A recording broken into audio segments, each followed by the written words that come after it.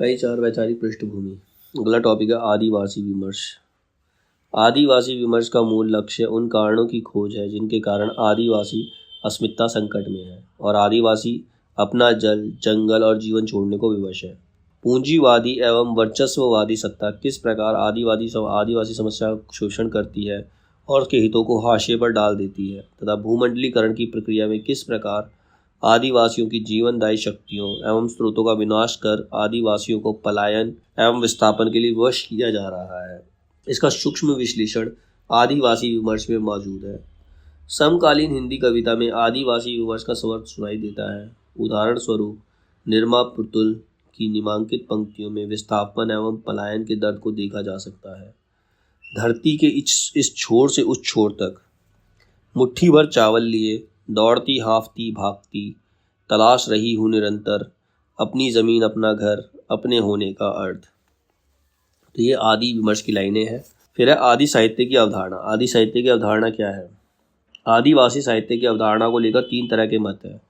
पहला है आदिवासी विषय पर लिखा गया साहित्य आदिवासी साहित्य है, आदिवासियों द्वारा लिखा गया साहित्य आदिवासी साहित्य है और आदिवासियत के तत्वों वाला साहित्य आदिवासी साहित्य। इसके बारे में तीन बातें हैं। पहली अवधारणा गैर आदिवासी लेखकों की है, परंतु समर्थन में कुछ आदिवासी लेखक भी हैं, जैसे रमणिका गुप्ता, संजीव, राकेश कुमार सिंह, महुआ माझी, बजरंग बिहारी तिवारी, गणेश देवी आदि।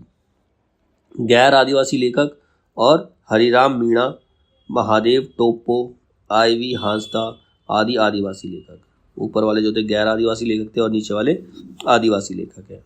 दूसरी अवधारणा उन आदिवासी लेखकों और साहित्यकारों की है जो जन्मना और स्वानुभूति के आधार पर आदिवासियों द्वारा लिखे गए साहित्य को ही आदिवासी साहित्य मानते हैं।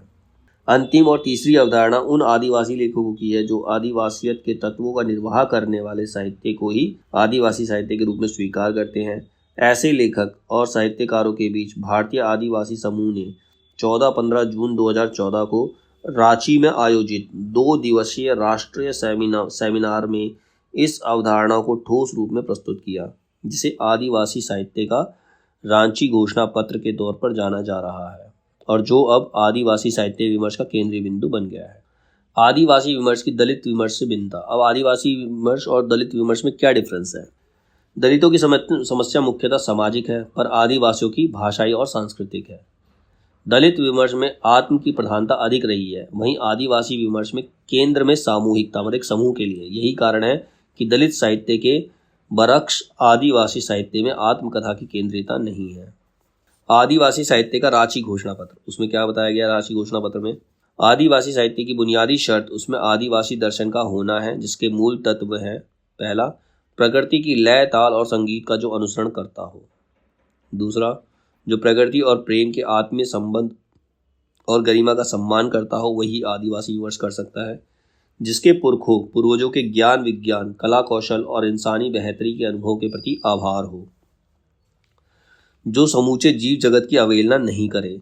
जो धन लोलुप, मतलब धन का लालची और बाजारवादी हिंसा और लालसा का नकार करता हो। जिसमें जीवन के प्रति आनंदमयी अदम्य जिजीविषा हो। जिसमें सृष्टि और समष्टि के प्रति कृतज्ञता का भाव हो। जो धरती को संसाधन की बजाय माँ मानकर उसके बचाव और रचाव के लिए खुद को उसका संरक्षक मानता हो। जिसमें रंग, नस्ल, लिंग, धर्म आदि का विशेष आग्रह ना हो। जो हर तरफ की गैर बराबरी के खिलाफ हो। जो भाषाई और सांस्कृतिक विविधता और आत्मनिर्णय के अधिकार के पक्ष में हो। जो सामंती ब्राह्मणवाद, धन लोलुप और बाजारवादी शब्दावलियों, प्रतीकों, मिथकों और व्यक्तिगत महिमा मंडन से असहमत हो। जो सह अस्तित्व, समता, सामूहिकता, सहजीवता, सहभागिता और सामंजस्य को अपना दार्शनिक आधार मानते हुए रचाव बचाव में रखीन करता हो। सहानुभूति, स्वानुभूति की बजाय सामूहिक अनुभूति जिसका प्रबल स्वर संगीत हो। मूल आदिवासी भाषाओं में अपने विश्व दृष्टिकोण के साथ जो प्रमुख अभिव्यक्त हुआ हो, वही आदिवासी विमर्श को लिख सकता है। आदिवासी साहित्य का भाषाई मानचित्र। इसका भाषाई मानचित्र क्या है? आदिवासी साहित्य वाचिक तौर पर अपनी मूल आदिवासी भाषाओं में बहुत समृद्ध और विपुल है। भारत में लिखित आदिवासी साहित्य की शुरुआत 20वीं सदी के आरंभिक दौर में होती है, जब औपनिवेशिक दिनों में आदिवासी समुदाय आधुनिक शिक्षा के संपर्क में आते हैं। विशेषकर झारखंड और उत्तर पूर्व के आदिवासी इलाकों में तब से लेकर आज तक अंग्रेजी और हिंदी, बांग्ला, ओडिया, असमी, मराठी आदि अन्य भारतीय भाषाओं में आदिवासी साहित्य लेखन निरंतर प्रगति पर है और हर वर्ष 100 से अधिक आदिवासी रचित पुस्तकें विभिन्न भाषाओं में प्रकाशित हो रही है। भारत में आदिवासी साहित्य 5 भाषा परिवारों के भाषाओं में वाचिक और लिखित रूप में उपलब्ध है। कौन से है?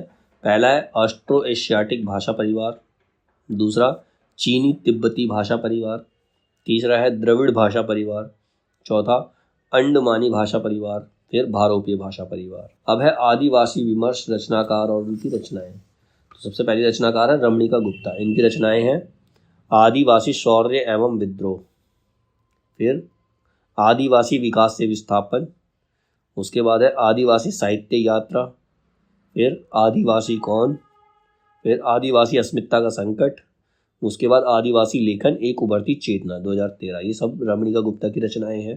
फिर है सुश्री शरद सिंह। इनकी रचनाएं हैं आदिवासियों का संसार, आदिवासी परंपरा, आदिवासी लोक नृत्य गीत, आदिवासियों के देवी देवता और भारत के आदिवासी क्षेत्रों की लोक कथाएं। ये सुश्री शरद सिंह की रचनाएं हैं। इसके बाद है हरिहर वैष्णव। इनकी रचना है बस्तर की आदिवासी एवं लोक हस्तशिल्प परंपरा।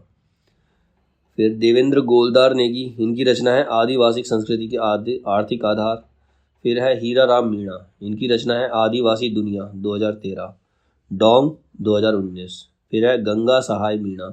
इनकी रचना है आदिवासी साहित्य विमर्श। उसके बाद है गणेश देवी। इनकी रचना है घुमंतु है पर चोर नहीं।